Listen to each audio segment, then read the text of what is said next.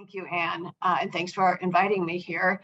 Um, I've only been full-time in this EV position for a couple of months. For the last 13 years, I've been with the ADOT Research Center. Prior to that, I was a planner with ADOT and elsewhere in our metro area. I managed the Research Center for 7 years, and in that last year, I and a colleague, Thor Anderson, many of you probably know him, were asked to add the development of the first EV charging infrastructure plan on top of our day jobs as group managers. That was a lot of fun, and we were able to produce that plan last year, but so much is happening and in EV world, and it just made sense for me to move into this for my last few months at ADOT to work on EV full-time. So I am here and enjoying it and learning a lot. At ADOT, we didn't have any staff or group, anyone dedicated to electrification, energy issues. And as you know, our state did not have a Department of Energy for quite a while. We're getting back into that. So it really was just on a couple of us at ADOT, and thank goodness we did pull off the development of a plan, and it was well received by the Joint Office, the Federal Joint Office of Transportation and Energy. Just a refresher for you all, and I know some of you have heard me give this presentation. I apologize for that, but I hope we can always learn something new every time we hear this information or come up with a new idea at least. It's a $5 billion program. It came out of the bipartisan infrastructure law. And its intention is to fund a national network of EV fast charging stations. Not actually along our interstate highways only, although that was the focus of ADOT's first year plan. I'll tell you a little more about where we're going from here. And in addition to creating an equitable, accessible, reliable network of fast chargers across the country. I mean, we're a big part of that is reducing the range anxiety of people who drive these vehicles and perhaps of those who don't, and give them an incentive to move into EV ownership. So it is required by the NEVI program that we update our plan every year. So last year's was the first year. We are updating it this year. We'll be doing that, I think, 2 more times. NEVI requires a station at least every 50 miles and within 1 mile of the, it's actually 1 mile of driving distance. We recently clarified this, 1 mile of driving distance from, we believe, the end of the ramp or the intersection of the highway. Those stations will have 4 fast chargers, and we're excited. We're required to maintain 97% reliability at each station. So there are a lot of challenges ahead for ADOT. Ooh, did not mean to do that. And last but certainly not least on this slide, we must comply with the Justice 40 initiative, which means that at least 40% of the benefits of NEVI that we target toward disadvantaged communities in our urban, rural, and tribal areas. We're not exactly sure how we will measure that. We are working on that. We have ideas. We are waiting for guidance from the federal level. But we are certainly dedicated to making this happen. A lot of detail here about chargers, but the key point is that they will be level 3 chargers, the fastest ones that I believe are available or commonly available, and they will be accessible by most vehicles, most EVs. So Arizona is going to receive, we are eligible to receive $76.5 million across the 5 years of the NEVI program. Of course, that money can only be used as NEVI instructs, and that is what we will be doing, the construction of those fast chargers along alternative fuel corridors.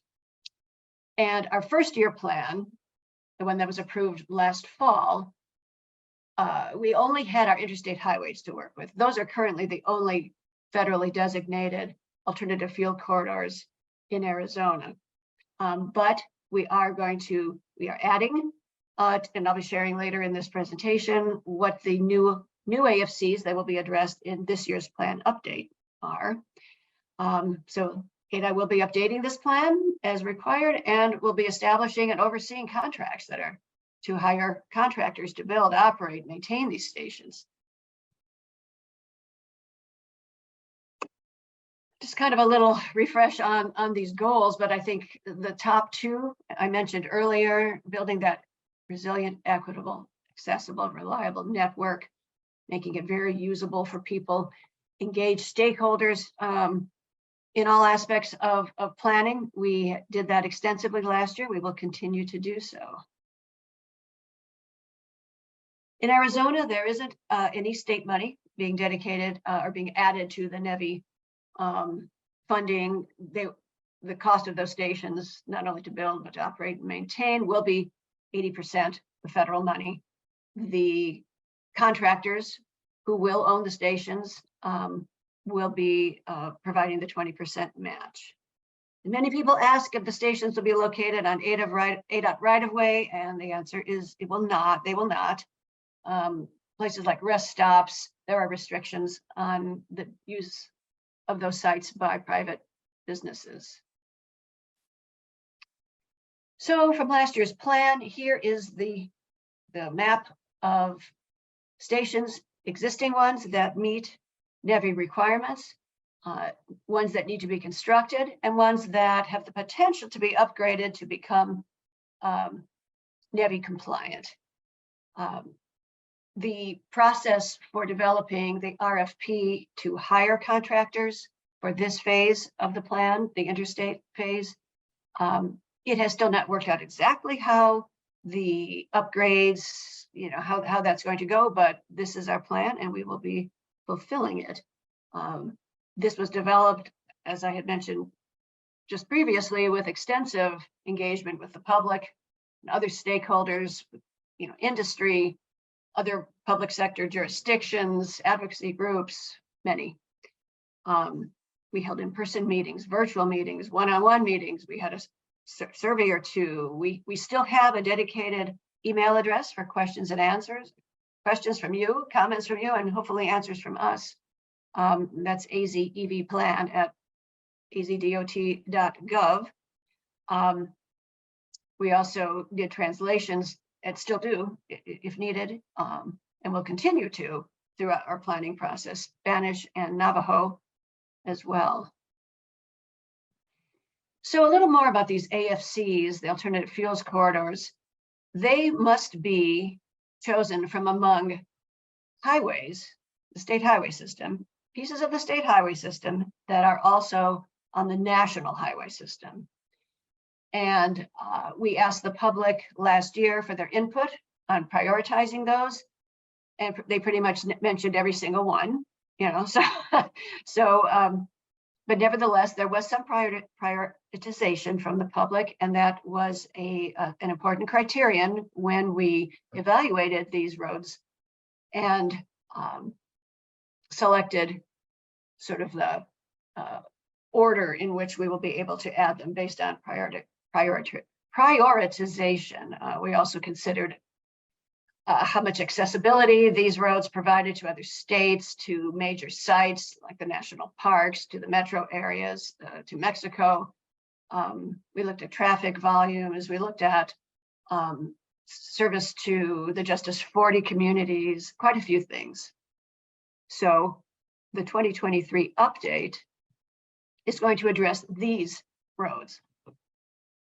The interstates are set, more or less. Now the new plan, the update, is going to look at these pieces. Really need a map. Haven't gotten that done yet, but in fact, we have not submitted these to FHWA, nor have they been approved by FHWA, but we do not anticipate there being a problem with that. So these are our highlights, our foci for this year. So kind of reviewing the milestones, this year our job is to implement or get that implementation started of the 2022 plan for the interstate highways. The ADOT Office of Public-Private Partnerships is leading the development of the RFP to select the contractors for those stations identified in the 2022 plan. They plan to release that RFP. They're saying August. Personally, I prefer a little softer summer/fall, but you kind of get the picture about when we aim for that to be released. And probably the actual award would not be till early next year. Selection of those contractors, we're aiming for the end of this calendar year. It's not the kind of RFP that you can put it out for 3 or 4 weeks. We've heard that loudly and clearly from potential contractors and the utilities. They need time to work together to develop proposals. They need time to work with property owners, et cetera. So it will be on the street. I don't know the exact number of dates. I don't think that's been decided yet, but that's one of the reasons this is a little stretched out.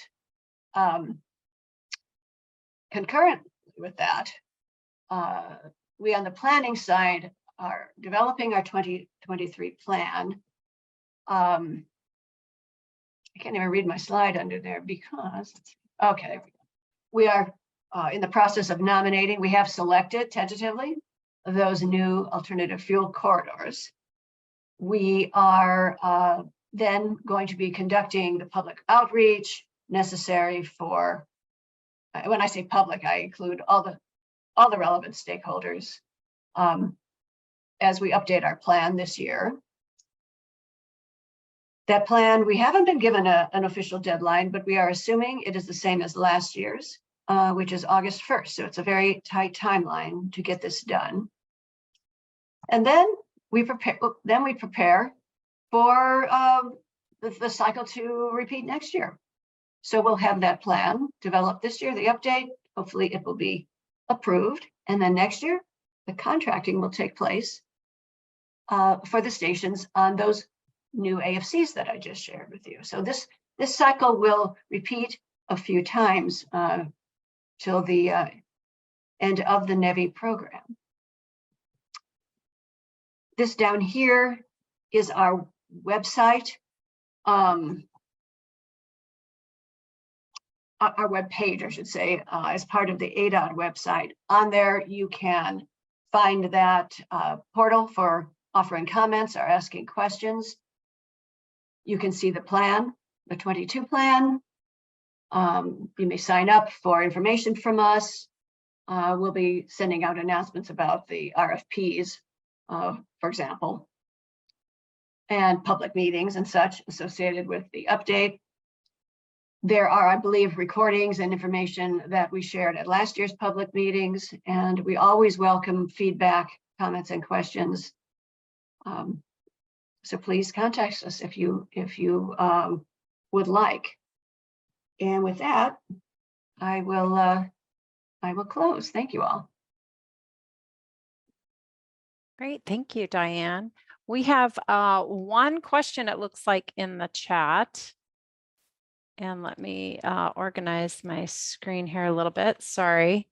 It looks like on the slide 2022 EV plan map, there are potential station upgrade sites identified, yellow charger symbols. 7 out of the 8 of those locations are Tesla superchargers. Did ADOT get written commitment from Tesla that they would install new NACS/CCS combo connectors at these selected upgrade sites listed in the NEVI plan? Okay. We did not. And those sites are perhaps they're certainly one of the trickier parts of the contracting. The P3 office is, I believe, proceeding in a way that would not require that that type of commitment, but would still give them the opportunity. We are open to the idea of constructing new stations at those locations rather than upgrading. So I really can't say exactly how this will go because it hasn't been thoroughly discussed and decided on yet, but we don't feel dependent on Tesla. at those locations. Yeah, thanks, Dustin? Diane. This is Dustin. I just asked because, of course, the NEVI requirement is that you provide charging to more than one vehicle brand. And so Tesla was previously excluded with their proprietary charger. And they recently announced that standard is the North American charging standard, and it's open to other vehicle makers to use, but they haven't been taken up on that offer. They recently opened up a couple of stations to CCS charging, if everyone's been following the news in the EV world. And it's an adapter, a magnetic adapter to the when you pull out the charging connector out of the charging dock. If you have a non-Tesla, it will have a CCS connector for other vehicles. So I asked that because the fastest point to getting chargers in was to upgrade existing locations. And when Tesla sites were identified as upgrades, I expected that there would be commitment that they would be installing CCS, because without that commitment, currently if they just add more Tesla chargers, that wouldn't suffice. So is there a backup to select for those potential station upgrades if Tesla's not committing to that? Other EV vendors and another location such as the classic fuel truck stop? I would say in one way or another, yes, there's a backup. It hasn't been, I just, it's my preference or my style, let's say, to not want to, if it's not truly decided by ADOT yet, and this is not the exact mechanism, exactly what's going to be in that RFP truly has not been fully discussed or written. So I would say I wouldn't worry about it. We are committed to building out that interstate system per NEVI requirements. It will happen. And we are prepared to work with or without Tesla, I believe. Okay, just wanted to clarify that because of that requirement for CCS connectors. We won't be abandoning those sites, like that I know. Meaning just because we don't get a commitment from Tesla doesn't mean that site just doesn't get built in any way. No, that would not be the case. It's a requirement. I mean, we are take that seriously. What NEVI's asking of us, a station every 50 miles at a minimum, and we'll get it done. Great. Thank you. Thank you. It looks like Caryn Potter with SWEEP has her hand up. Caryn? Thanks, Anne. Thanks for the great conversation as always, Diane, and your slides. I was just curious, something caught my attention when you mentioned earlier that there is some restrictions from the NEVI guidance in relation to the location of some of the charging stations with, private businesses and some of the issues with being able to have, co-offered, services in order to kind of make, the entire experience of charging a little more replicable to what people identify now when they go into a gas station. So I was curious if you could clarify or add more color to that. And, are there ways to kind of maybe overcome some of the public-private divide on that we can discuss in this next round of NEVI funding? Caryn, are you referring to what I said about ADOT property not being available, let's say, or not being we will not be building the stations on ADOT property due to restrictions? I believe those are state restrictions. I see. So that might have been the slide that I was referring to. So do you believe that those restrictions would not have a larger impact, I think, on more, retail locations and offering and building stations in a way that will offer some of those co-services to make that charging, services easier to use for the public?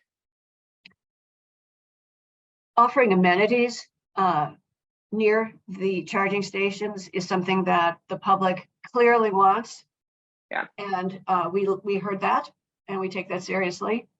Again, let's say a preference or longing for that kind of service in the vicinity of the stations, how that's worked into the RFP has not been done yet. I know I keep saying that And I hate to keep saying that, but it's the truth. it will become clear soon. Yeah.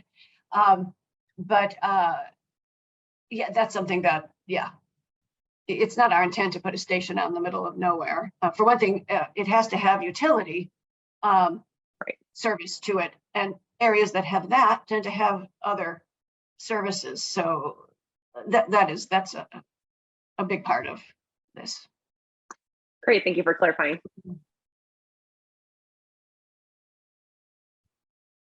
Great, thank you. Any additional questions for Diane? That's certainly exciting to have that build out. Gives me more comfort as I'm looking for a new vehicle, of which I hope to have it be an electric vehicle to be able to make it around the state. So very exciting. Yeah. Oh, no, go ahead. No, and as far as the RFP is concerned, is that something that you will be distributing widely, I would imagine? So you absolutely. Okay. And if you get your hands on it and you want to send it on, please do. We want interest in this. We want to have more than one good proposal.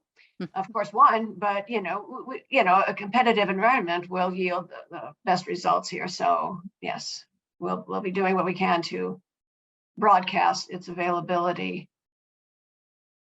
Great. All right. Caryn or Danae, questions? Yeah, Diane, I have a question that's going to kind of tee us up for this next portion. So this was focused on the NEVI update. Could you share a little bit about if ADOT has looked at that charging and fueling infrastructure grant, and if that seems like it would align? I'm thinking of the corridor program. What are your thoughts on that so far? ADOT's position right now regarding the corridor grant portion of CFI, which is very much targeted toward helping states complete their systems if they believe, if they the NEVI, let me start that again. Our understanding is that one of its purposes is to augment the NEVI formula funds. At present, ADOT believes that the NEVI formula funds will be adequate to build out the entire system of AFCs. If it's not, then we would be likely to be interested in applying for a corridor grant. Right now, we are not in this first round. As you probably know, the deadline was at the end of this month, and it just was, not only did we not think it was needed, or let's say we didn't see that we could justify that it was needed at this point, but that deadline was so short, and we've got a lot else going on with very few people working on it. The community grants, ADOT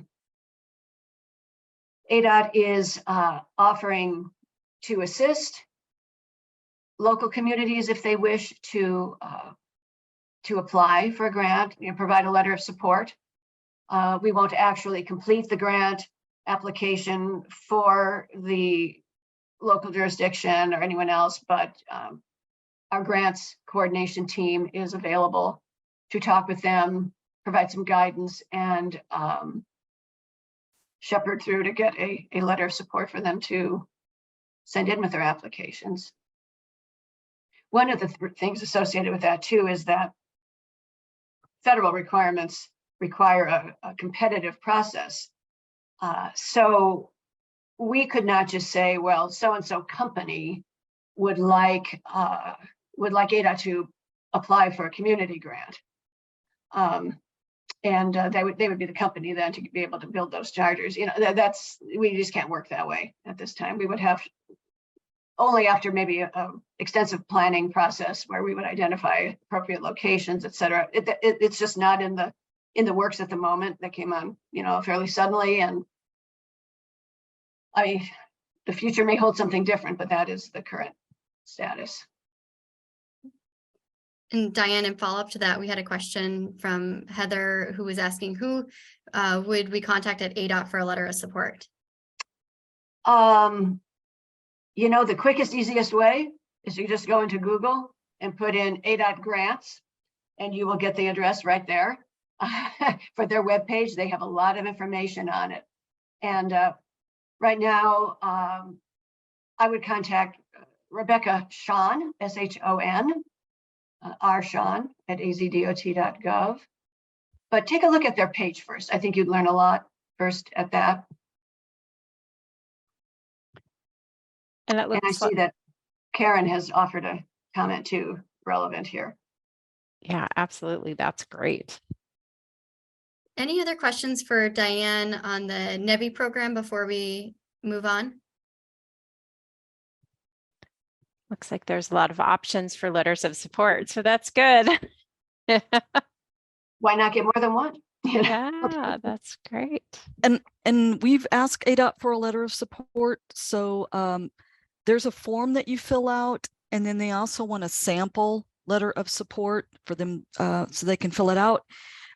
So I'm looking for the address that I sent it to, but I think it's grants at adot.gov or something else. I'll look for it and put it in the chat if I find it. Me too, but honestly, if you, because I've done it, it's quicker to actually just go Google ADOT grants. But anyway, Caryn, if you find that exact, Sure. because that's a different group from mine, but I should know the answer to that, and I'll learn it from you, Caryn. Sure. It's great. Yeah, we're all learning together. That's right. Well- Yeah. If you find it out, let us know. Oh, go ahead, Danae. I was just going to say, Dan, that was really helpful to kind of see that overview. And why we wanted to bring these two different funding programs together is because it's really, I think, valuable to see what the state is thinking in terms of the NEVI formula funding, where those stations are earmarked for in this first round, as communities are thinking about what does a network look like in our local jurisdiction. And so giving us that foundation and actually showing, on the map, hey, here's where we're planning to put them. Here's where the next alternative fuel corridors are proposed. That helps our communities tee up our own plans too. And so we wanted to marry those two together. We are going to switch now to focusing more on the charging and fueling infrastructure grant. Diane and Chris, if you guys are able to hang on, we'd love to have you be part of the strategy session. This is going to be more of like an informal conversation about how cities, tribes, counties, and partnerships of those jurisdictions could work together to leverage these funding opportunities as they come down the pipeline. The charging and fueling infrastructure grant, we did an overview of that at the last meeting. And so if I'm just going to assume that there's a basic understanding here today in the room. If that's not true, then feel free to stop us at any point if you're confused about what the topic is. But the goal of this is for us to start thinking about how we can prepare for the next round. If we haven't been thinking about this already, Diane mentioned that deadline is coming up on May 30th. So if you're a community that hasn't already started your application, it's going to be a big lift to do that now. Not to say you shouldn't do that, but we are also trying to get a head start on the next round of funding. And we know that it's really difficult, being that this is the first time we've ever seen this program, to be able to cobble everything together really quickly. However, we've got some local examples of leaders in the state of Arizona that are doing that and are going for it in the first round. We're going to hear from Caryn Apple with the City of Phoenix, who will describe a little bit about their approach.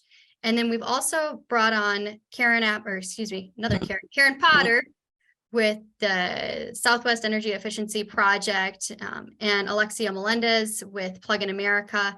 Why don't we go ahead and do introductions for our two kind of special advisors first?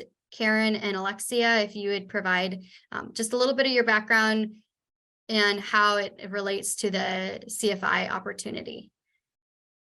Let's start with Caryn Potter. Great. Thank you so much, Danae. And thank you all for the invitation to join your work group today. Really appreciate it. So I'm the Arizona representative with SWEEP, Southwest Energy Efficiency Project. And, we're a public interest organization that focuses on the nexus of opportunities to reduce energy waste in utility system, transportation system, and building system, as simply put. And when it comes to the charging and fueling discretionary grant program and broadly other federal funding programs, we just want to help, as many entities with the direction and the planning that they're going to be undertaking in order to access these dollars. And we're very interested in being a part of the processes for implementation, design of programs, and happy to support as a separate kind of supportive voice and ally in helping to bring these dollars into the state. So just kind of consider us as your partner, our NGO partner, to help to bring these dollars in, and are very interested in helping, shape these programs to help to, electrify Arizona's transportation system as quickly as we can. So I think that's it in a nutshell. Thank you. Hi, everyone. My name is Alexia Melendez Marchino. I represent Plug in America. We're a national nonprofit that focuses on advocating for EV consumers across the country and making sure that anyone has access to ride or drive electric. Where we really focus is around understanding passenger vehicles and all of the supportive, now with these billions of dollars available, all of the supportive federal funding available to all of you to be able to get that technology into the hands of, Arizona residents and those who need it most.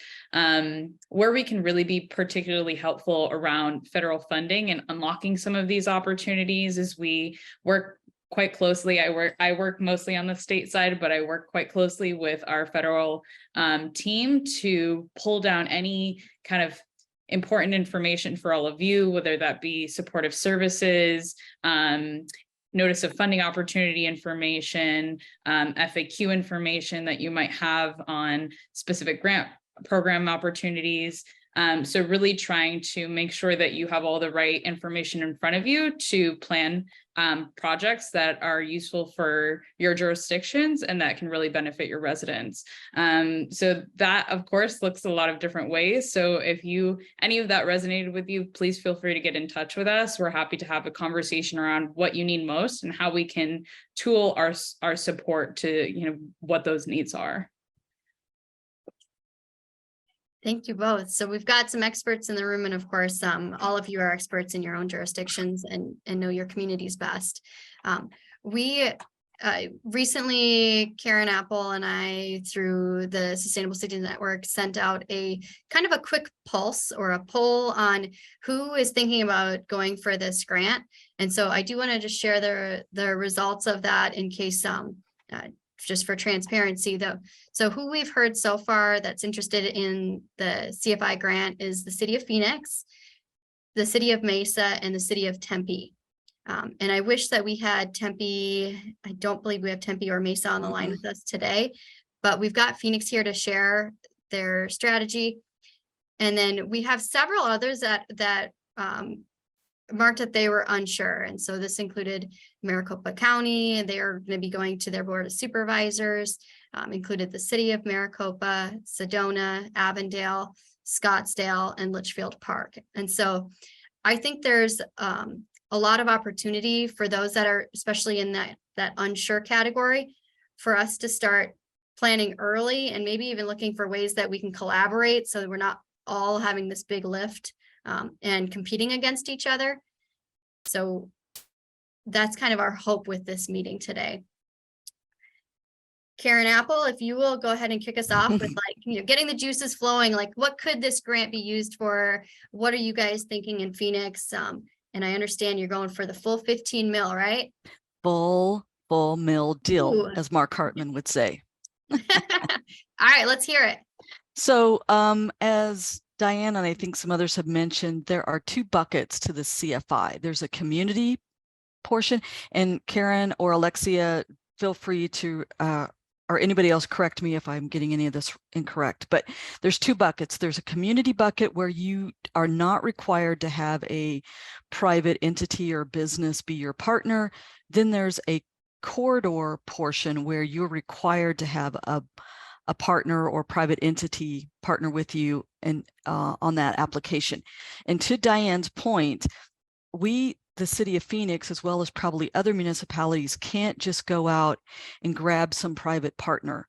Now, certainly if I had somebody under contract, that might be different, but because of that fact, we, City of Phoenix, are not focusing on the corridor portion of the CFI grant opportunity. So we are focusing on the community aspect, not corridor, but community. So we've probably had 15 internal meetings to talk about what exactly do we Phoenix want to ask for in this application. So what we're suggesting, and some other things that I'm strongly suggesting for, but at a minimum, we are separating the 15 million. That's the cap that you can ask for under the community. We are asking for 5 million for the airport, be dedicated to the airport facilities. And again, please remember, if a resident or a patron or a member of the community have to pay to park to access charging, it is not eligible. So we took that in consideration, and that knocks out any of our public garages or any public garages at the airport. So if you think about Sky Harbor, things that are in front of the fence and eligible for the public use.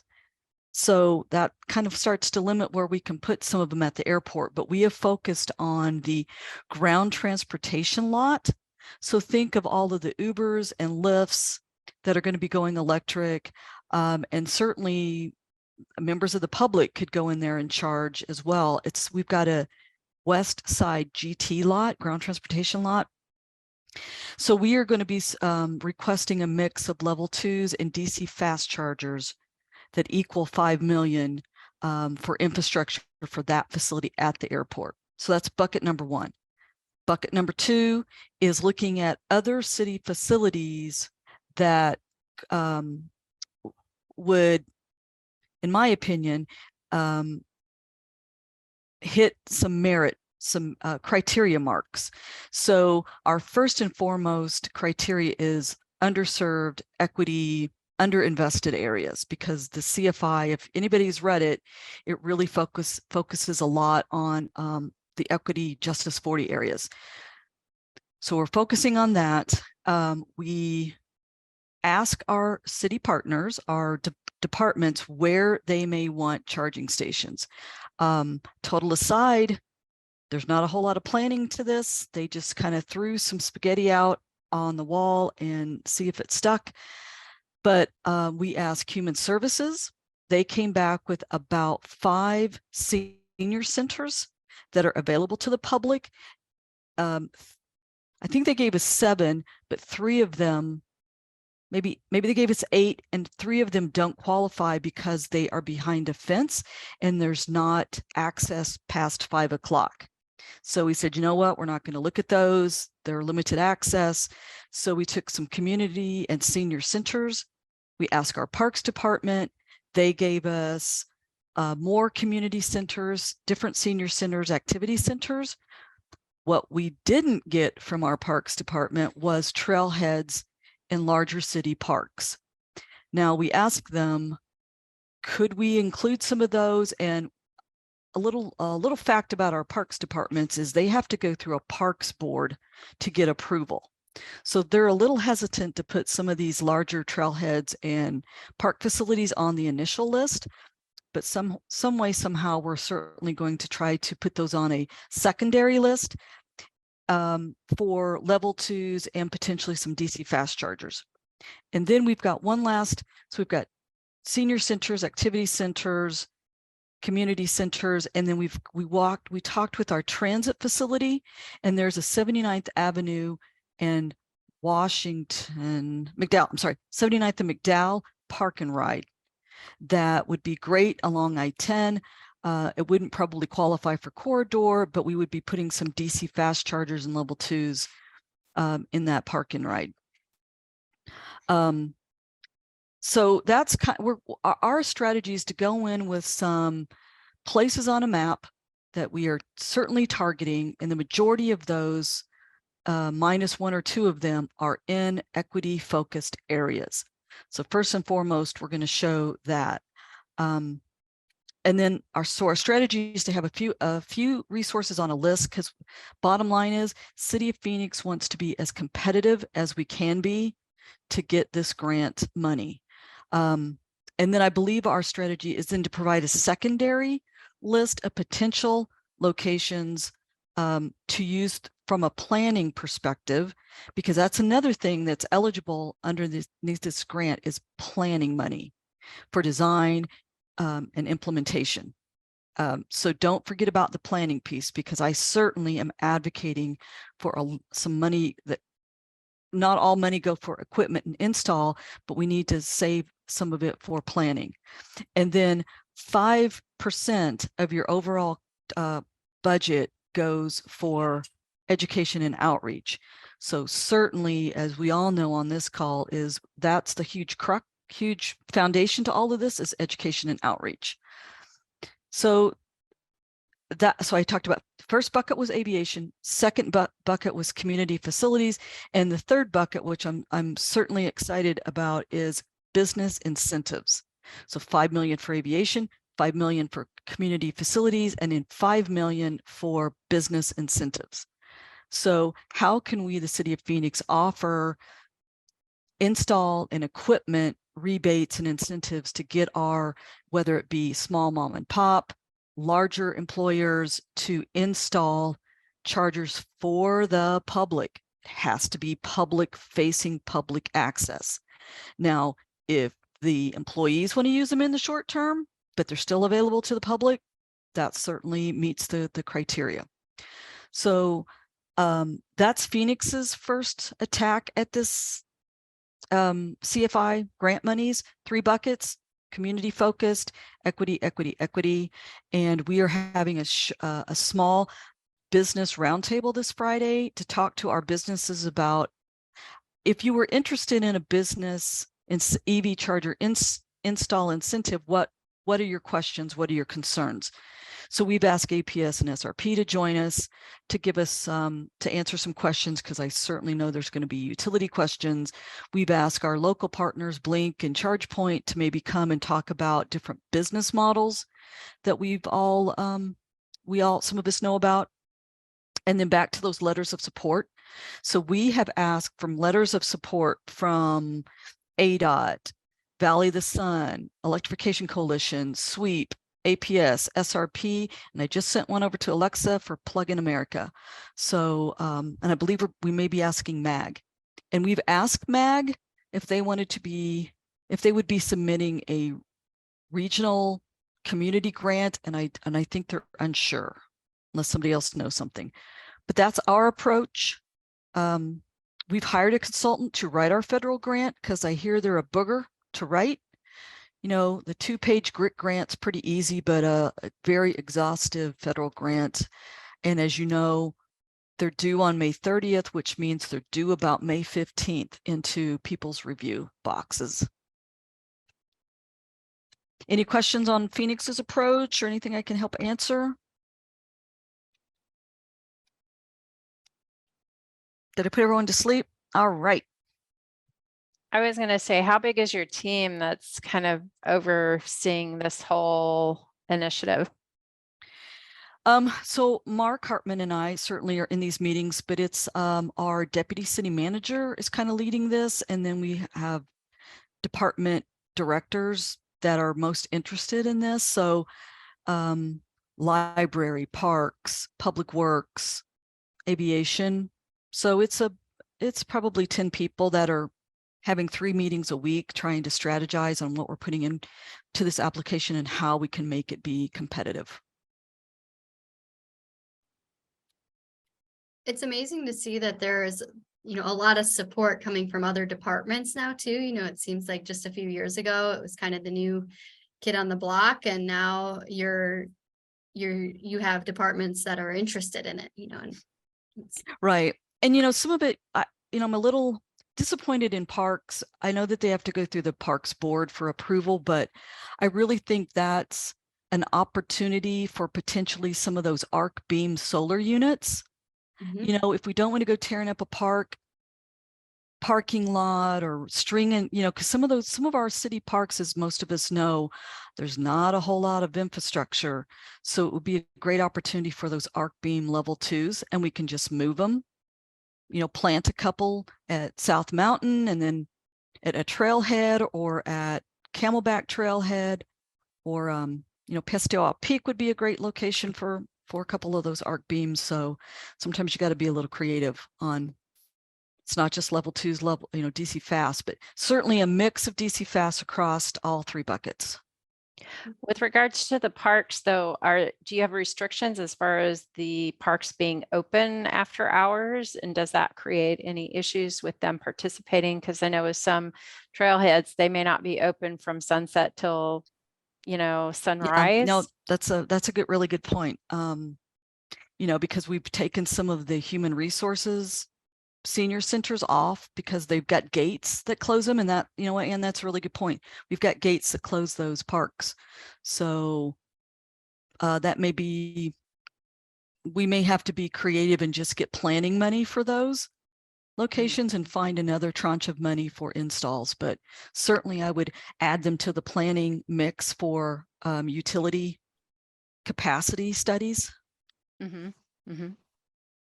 Good point. And to that point is Caryn Potter. Caryn, I'm wondering if you've started talking with utilities also about doing some, type of siting locational study as well when it comes to the distribution system, because I think a lot of the planning is going to be contingent on, what local substation feeders look like, how congested certain locations are, and can we, set up, I think especially for the biggest risk would be for, DC fast chargers. And I think the goal with all of this, if we can set it up appropriately with a really good managed charging rate structure, this could actually be, very additive to the grid depending on the location. So I'm curious if those conversations have started to come up with the utilities and what they're reviewing as a part of the concept that the city's putting together. Great question, great comment. Aviation certainly has had APS because they actually have an EV readiness plan. So they've looked at all of their locations on the airport. So I feel like they're a step ahead of where the rest of the city's at. So we're going to be using some of their best practices, lessons learned. So they've had numerous conversations with APS at the airport for what their needs are. But that's why it's important to break off some of this federal money for planning, because it's one of these chicken and eggs, is that do we show all of these locations, but we don't have all of the backup planning information on them? Or do we say, oh, you know what, feds, we're going to use a big pot of your planning money to figure it out? I think they are kind of looking for us to have already figured it out, but they offer this planning bucket of money. So they're on one hand, I feel like they want you to have figured it out, but they're offering up this planning money. So I think we're putting these 15, 20 locations on a map, and then we'll be figuring it out afterwards in terms of capacity. But yeah, if I don't know the numbers, then I'm kind of at a deficit when I put in how much I think it's going to cost to install. So absolutely, and that's I'll what we're just struggling note, with. I totally encourage planning as a part of the applications here, because I think, if we don't have planning, there's a risk that you're sizing for the location incorrectly, and then you've just wasted millions of dollars. So Absolutely. I think planning, I think you're spot on. That should happen first.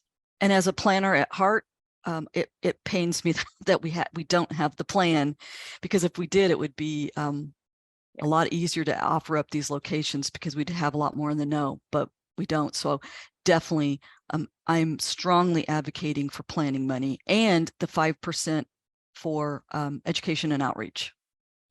So is there a percentage that you would want to allocate to planning out of that total? Like, is there a safe percentage to recommend, or might vary by community? I think it's going to vary on how many and what kinds you're looking to put in. But if they're allowing for 5% outreach, I would definitely want more than 5% for planning. So I'm going to try to take a stab at Caryn, if you don't mind. So what an approach so that using that same kind of approach that Phoenix had, if other communities are starting to think about it. So like me, I'm thinking, all right, I'm City of Avondale. I want to start thinking about where, where are my city-owned facilities that are open 24/7 to the public. So that might be your first kind of, you split into buckets. So that might be a first task for people. You might be thinking about where are those larger businesses or smaller businesses that to the business incentive. I really like that approach because from a sustainability perspective, the more charging we can get when the sun is shining, the cleaner that energy is. And so we're transitioning electric vehicles and taking advantage of more solar on the grid. So that was really cool. So maybe I would be thinking about what businesses do I think would play ball that would also be able to have, that would make sense to have publicly accessible charging stations. So like your hotels might have them for their guests. They're probably not going to have a lot for the public, but larger employers, especially that have customers coming in often, could benefit from that. Shopping centers, things like that. And then I've got kind of a question. This could be for either the Caryns or Alexia in thinking about some of the budget. What are you guys using for some cost estimates on your level 2 and your DC fast charger installs? What are you seeing across? We know it varies widely, but what are you using for ballpark it? Do you want me to start with that, Alexia, or do you want to tee that up? Yeah, I think if I understand your question, that you're kind of interested in, how you kind of think about different program sources and kind of stacking offerings together, and how you kind of think about the longer term vision of trying to achieve all these different priorities or tasks for the local government level in order to reach, the adoption numbers we want to see. Did I get that right in the ballpark, Danae? Yeah, and where I'm really trying to do, I'm trying to help us think through like, all right, if we're preparing for these grants, we know that there'll be an aspect where we have to put together the budget, and we're going to have to estimate, because especially if we haven't done the planning, we don't know what those infrastructure costs are going to be. Do we have to upgrade a transformer? Do we have extra capacity already in the panel? That kind of thing. So really what I wanted to nail down, if you guys have any ideas on the budget piece, what should we set aside for a level 2 or a DC fast charger in your opinion? Caryn, yeah, go ahead. It's a great question. A very general crack at this. That is a really good question. Unfortunately, the answer is it depends, and it depends super wildly on where you are and what needs to happen. What type of charger you're trying to put in. Even within, the level 2 category, you could have a curbside charger, which behaves and functions very differently from an in-ground charger, which needs all of its own infrastructure. So I think it really depends. That being said, one of the places that tends to be really strong in terms of giving you an estimate, particularly for your area, would be around your utility that services that area, particularly for folks within the TEP service territory. I would definitely encourage them to talk to TEP. They've done a lot of planning on what this cost looks like just from a utility perspective as they start to build out some of these chargers, and they can give folks a sense of, depending on what needs to happen at that particular site, what the cost might be looking like. But you saw us both pause there because, as you know, it's just a kind of it depends answer. So that's where I would suggest starting. They tend to be our friends on that front, and they can be pretty, as far as estimating, they can be likely the most accurate. Yeah, and I can, sorry. Go ahead, Caryn. Yeah, I think it's a great question, and we got some SRP folks, I believe, on the line. So I'd love to hear their perspectives on this. I think what's going to be challenging for something like this is you kind of need to break down the types of charging by building type, by the kind of general structure of the area. because is it going to be a charger outside of a grocery store, or is it going to be curb street parking for a high-rise apartment? And also, I think probably the age or the vintage of like these buildings in relation to the substation, kind of how old they are.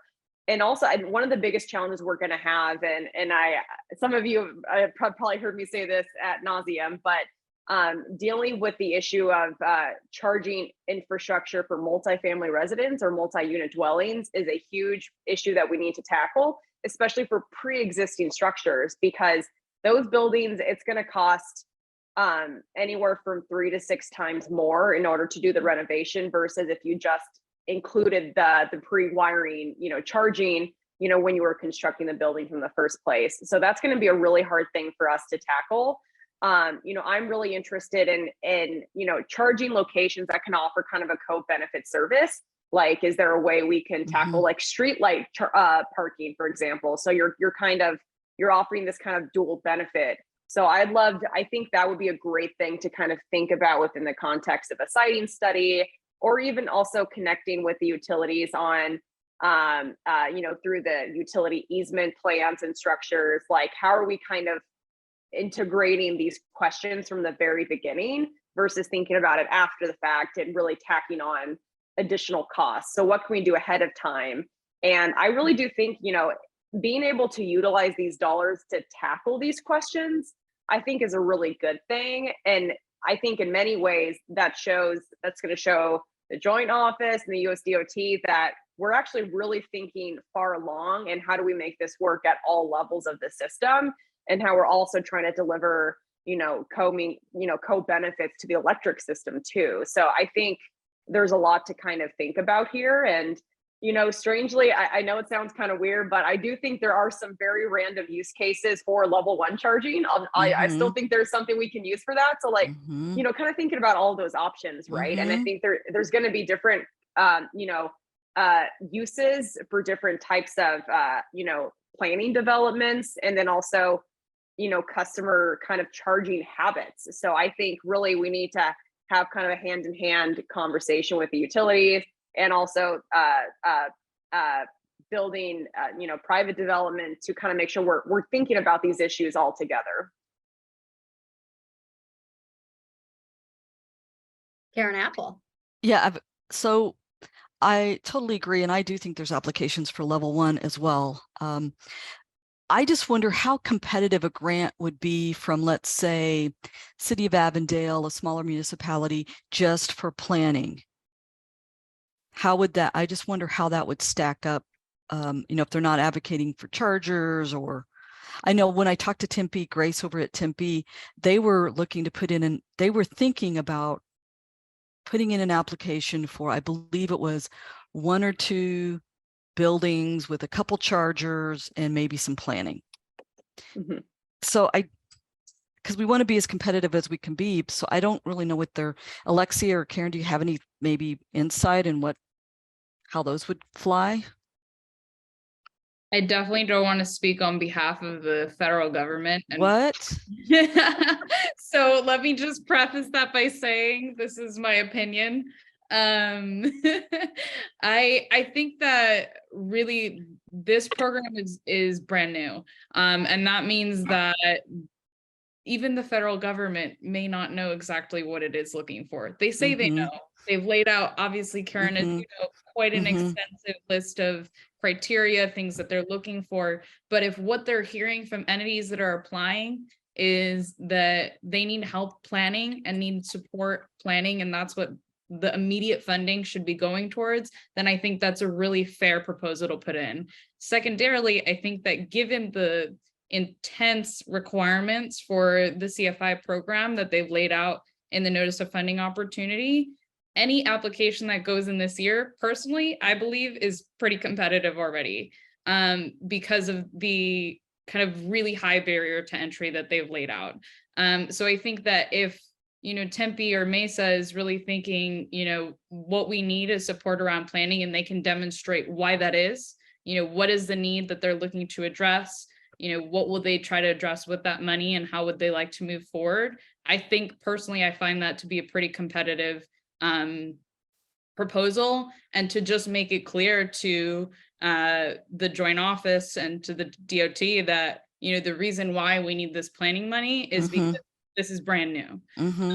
And here's where we can start to fill the gaps for our community. And this is how we would need to start that. And I think that's a really valid use case.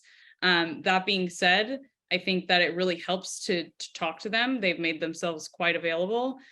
So I would encourage folks as well to get in touch with those over at the joint office, and I can send these contacts along over at the Joint Office of Energy and Transportation, to contact folks at the Department of Transportation to really have those conversations early and often, so you have that insight into what they're thinking and what they're looking for on a case-by-case basis.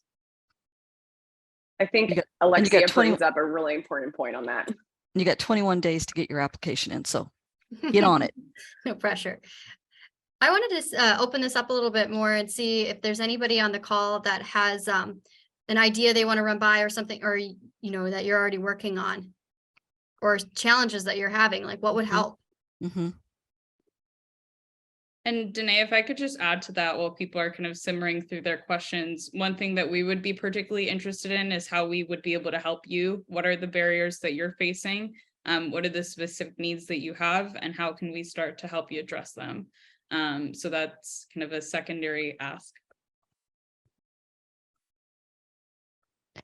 I know we have like Gilbert and Scottsdale and Peoria and Salt River Pima Maricopa Indian Community.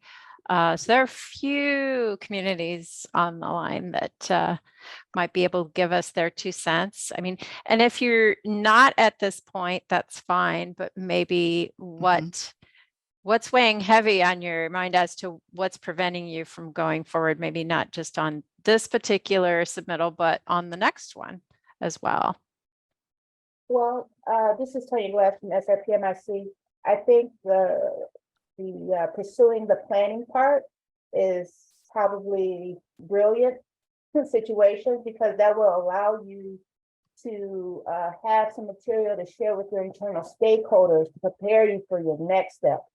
Additionally, you know, trying to resolve a lot of your issues about capacity, where, what, and when. It will kind of lay out some of the foundation and present to your stakeholders to get the buy-in to move forward to additional rounds.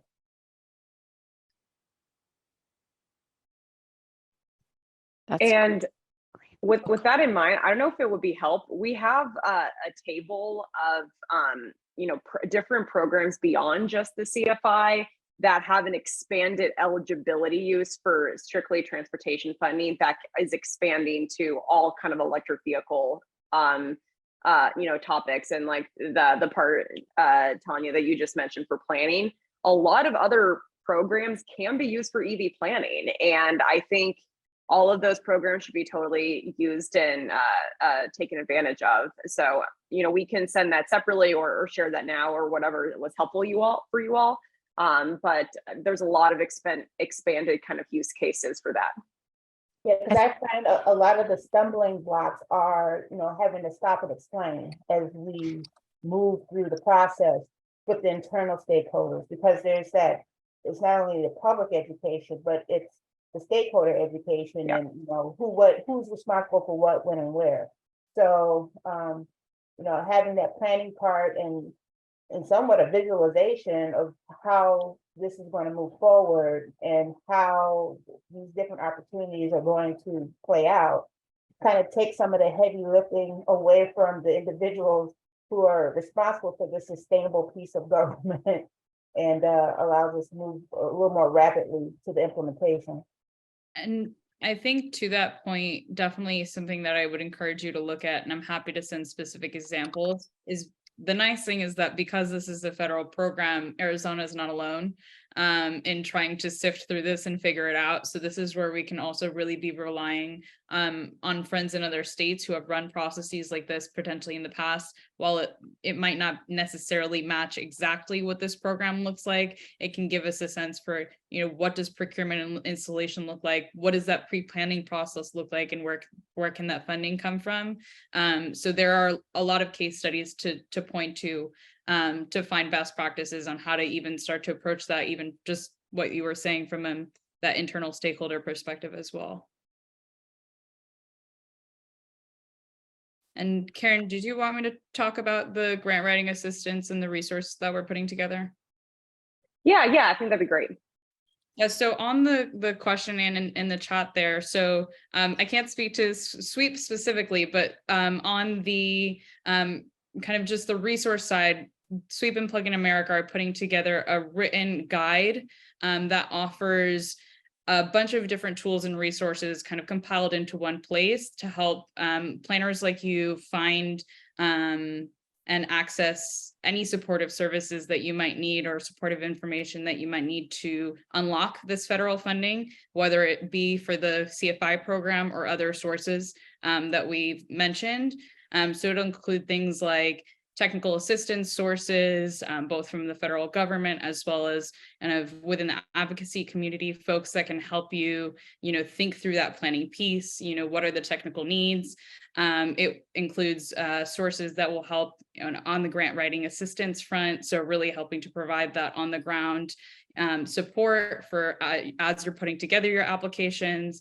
Ultimately, you include sources that can help you think through the specific strategy that you're taking. So how to leverage some of this funding in different ways and how to, start that process, whether it's, even just starting the conversations internally or engaging with external stakeholders. And it will also include planning tools like the one that I dropped in the chat earlier to help you identify, what those future needs might look like. So it's kind of a range of resources, like kind of the kitchen sink that we're trying to put together to say, this is what we know is out there for you, and just compile it into one place so you don't have to kind of piecemeal that together. And so when is that resource section going to be available? So yeah, one-stop shop. That's I think that's definitely right, Caryn. Though our one-stop shop will hopefully be available within the next couple of days. So we have a pretty short timeline for getting that out. And we see it as a living, breathing document, something that as we hear from all of you on the needs that you have, we can adjust it to make sure we're providing the right information. So if you see it and you're like, this is not what I find helpful, here's what I really need, then we're happy to take that on board, and we certainly welcome that feedback. Will it have any state-specific information available, or is it? Yep. So things like what Caryn mentioned in the chat, the local First Arizona's Economic Recovery Center, things like that will be included. We'll have some information about ADOT's plans, just so you can get a sense for, at the state level, what ADOT's planning to do from the interstate perspective. So we will have some of that Arizona specific information for sure. Fantastic. And Alexia, will that have things from the Electrification Coalition, like the Rural Resources Guide, the Drive tool, the grant, the funding finder, all of it? You're reading in my mind. Sweet. That's the Easter baskets deluxe edition. So Caryn mentioned a few really great tools right there. One is the EV funding finder. It's a tool that will help you identify funding within this billions of dollars of federal funding that's available that is specific to EVs and specific to the needs that you might have, whether that's around workforce development or technical assistance or whatever it might be. We'll also have tools in there that will help you actually, apply to these programs. So Local First Arizona is, like I mentioned, is offering grant writing assistance. There are other organizations that are helping to think through, how do we put together an overall project plan? As you've all identified, it's a pretty hefty process to even just get the plans in the ground. So things like that will all be included. Sounds like a fantastic resource, and I'm so glad you guys are doing it, pulling it all together. I know that Yao had basically a statement in the chat about Gilbert's perspective and trying to understand all of the timing with the grants. So I know that's a big challenge, is when all of these things are starting to drop and knowing how to organize your projects in line with some of these funding opportunities. So Caryn, do you have any suggestions for anybody? That was to defend Anne's calling me out as far as, hey, yeah, you're kind of quiet. And she was kind of calling me out. I'm like, whoa, whoa, whoa. I appreciate this. I'm just trying to, again, brainstorm within, I'm having discussion within myself here. That's kind of weird, I know. So here's our situation is that we would love to apply for grants. Currently, within our fleet department and in Gilbert, of the 5th largest city in town, we don't have any electric vehicles. That being said, is that we wanted to provide internal charging station. We've already identified a couple of our operation centers. We've done some planning. And so part of the discussion is that we're trying to replace underground fuel tanks. And so we're trying to figure out if we wait for, let's say, federal grants, implement that, those underground fuel tanks might start to leak, and that becomes a big deal. And so we have like a $10 million project that we're saying, hey, look, if we can wait for another 2 or 3 years, we can offset some of the costs, because part of that is that we're going to be putting some electric vehicle charging stations, right? But there's that risk and reward that if we apply for grants, maybe we'll get, if we're fortunate to get $1 or $2 million, I could offset some of the construction costs. But do we want to wait that long, right? Because right now we're very lucky those underground, those underground tanks, if they start to leak, that becomes a mitigation issues and everything else. And so that's our timing dilemma.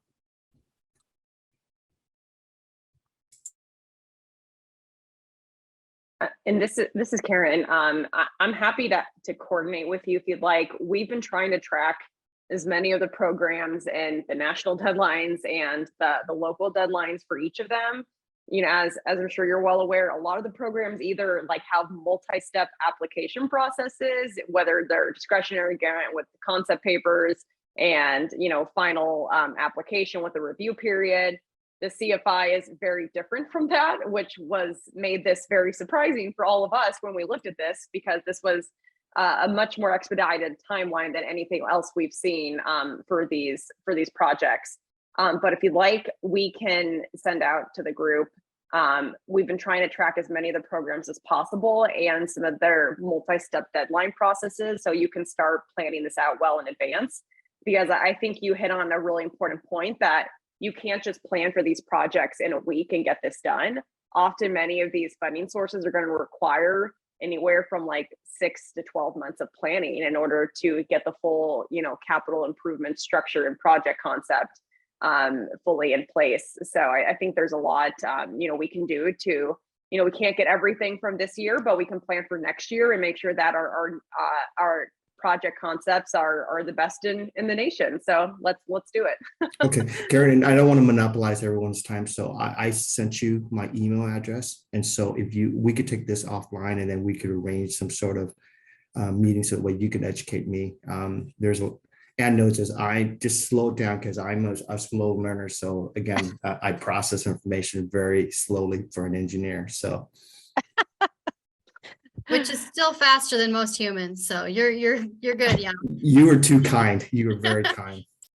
So I'm curious, Caryn, obviously, what is the potential for the regional coordination with all of this? I think that even adds a layer of complexity too, so that is there any opportunity for consistency and coordination, and how do you go about doing that, either on a regional or sub-regional, you know, basis?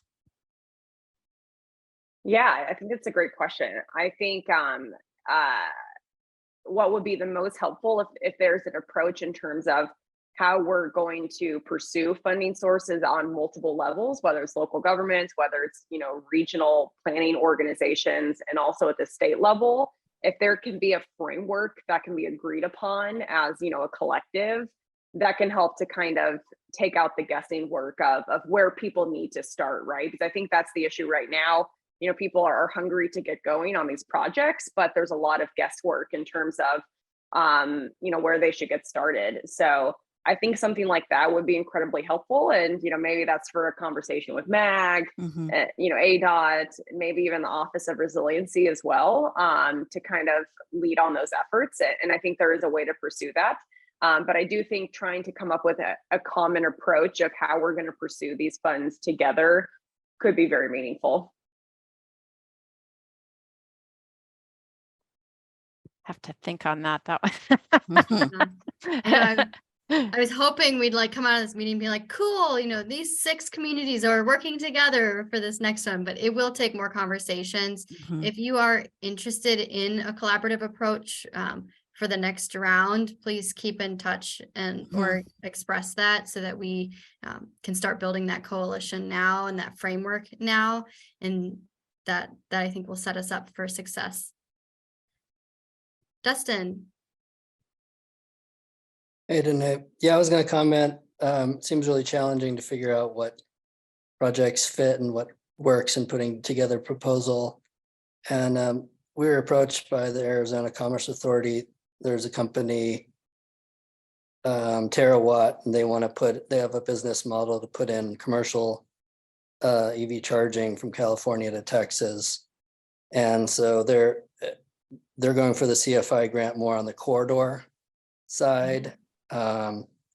It's open not just to EV charging, but hydrogen and CNG as well. And a lot of the times putting in for those CCS chargers, conservatively $1 million would cover a site, and the NEVI plan's got 21 sites, so you're left with $50 million. So in the NOFO for the CFI on the corridor side, it mentions medium and heavy duty trucking like 15 times. So what they want to put a site in Goodyear and Tucson, and my point was going to be they want to be chosen as a partner. This outside of the community side, you have to have a partner if you're going to do the corridor side. And so if folks like ADOT or whatnot, you don't want to be picking and choosing. If you put it out a solicitation for partners and projects, it might bring those ideas out of the business community into your community, to fit needs that are out there. And on their side with the heavy duty trucking, the J40 angle is the reduction of pollution, throughout the interstate system, moving away from diesel heavy duty trucking. So that's an option too, if you don't know projects, to solicit ideas from these companies who want to take advantage of the grants. Yeah, and is that something, so Dustin, you were approached by Arizona Commerce. Are other communities getting approached? We've had a couple of private companies saying like, hey, we'll front the 20% match, you go for the corridor funding. And we're like, oh, I don't think that's allowed under procurement laws for cities. But are you guys hearing like them crawling out of the woodworks to say? That's one of the few that was just directly being propped up because it's the Arizona Commerce Authority and they want to bring business to the state. And so, on the partner side, they have to front the 20% match. It doesn't come out of the government. Yeah. I'll So add. they're coming with the funding, looking to get that close to 80% match. Alexia, did you have a Sorry, I comment? didn't mean to cut you off there, Dustin. One thing that I just added into the chat is that just Friday, the USDOT released a list of FAQs on the charging and fueling infrastructure program. I would definitely encourage you all to take a look. It has some details about the contracting and procurement process that I thought were very interesting, and they'd speak directly, Danae, to that question that you were just asking around, can an entity suggest that a single company is going to be certainly their contractor? The FAQs really go into that, and it's pretty helpful. Thank you. Yeah. When we were talking about the collaboration between municipalities and things, do you think it would be to the advantage to kind of talk about maybe IGAs or MOUs to kind of get that out of the way? And so as a housekeeping effort. Tanya, I'm so glad you mentioned IDAs because I think there is a lot of opportunity there. And I think, we should explore some partnerships with them, because I think there's a lot more, options, through another grant more related to buildings, through the EPA Greenhouse Gas Reduction Fund. But I think, IDAs could be a really fantastic community partner as well. That's, more quasi on the business development side. So I think they would be a great addition to a discussion like this. And Tanya, did you say IDA or IGA? Were you talking like the agreements? I'll take both. But, yeah, I initially said IGAs, but now IDAs as well, because that brings in the industrial partners as well, correct?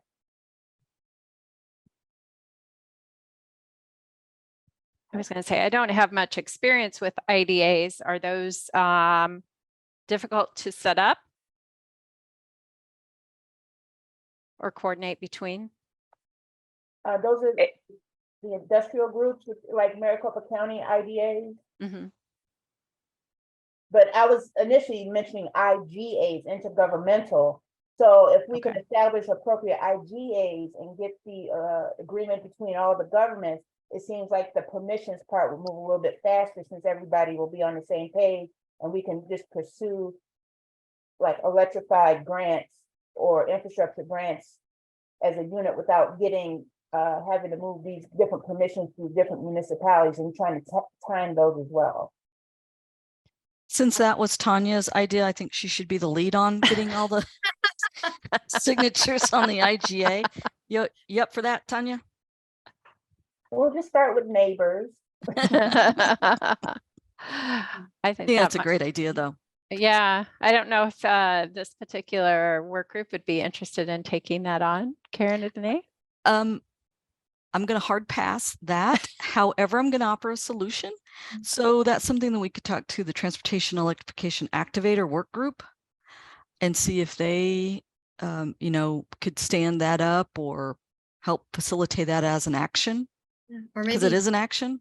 maybe Mag would have a role in that. It would They be great if coordinate Mag did governments all that. the time, but I think if we start small with neighbors to see how that works, Yeah. and it for me, I just feel like it'll be a blanket approval, so we don't have to stop and start every time these grants Mhm. come about. We have an understanding and an approval between partners that this is what we're going to do jointly. I think that's going to be helpful for if we want to do collaborative projects in the future. If you do have like some kind of memorandum of understanding or an IGA in place, like something having like this already on the books could make the project development go a lot faster. So I think I agree. I think that's a great idea. Or like identify a corridor and start there. That's between multiple jurisdictions. great idea. I like that. Well, I know we were like over from Tanya's time. house to work, perhaps. Yeah. Yeah, I was going to That would be say, incredibly helpful. looks like we have a topic for our next couple of meetings, perhaps. So, yeah, we are over time, unfortunately. So we do need to move on. I think this has been a fantastic discussion. Diane, thank you so much for your presentation earlier and the update on NEVI. That was certainly helpful. And of course, the resources on behalf of Alexia and Caryn and the discussion, I think, has certainly been helpful, clarifying for me. And of course, Caryn, what you're doing with Phoenix, that is a fantastic road map. You really kind of laid it out easily so that I think a lot of different size communities could follow kind of that thought process or that strategy, at least to start. So wonderful. Well, any final parting words, Caryn, Danae, on behalf of the work group? Thanks, everyone, and have a great day. Thank you. Thank you. Wonderful. Our next meeting is June 13th. So look forward to hearing from you, and we'll get information out as a follow-up after this. All right. Thank you so much.